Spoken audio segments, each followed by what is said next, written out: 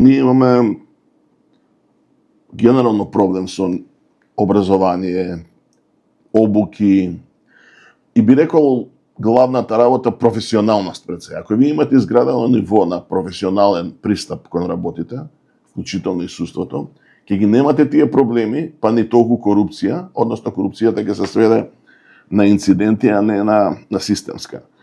И најголемиот трик е во тоа што до тоа ниво на професионалност и на правна култура сеопшто не се стига преку ноќ. Така што во суштина сите оние што мислат дека ние со менување на некои закони или со некои резови што би ги направиле, дека би направиле голем исчекор, се лажат. Уште полошо е овој пат по кој што тргна ВМРО и владата на Мицкоски со директен напад на судиите и обвинителите на персонална база.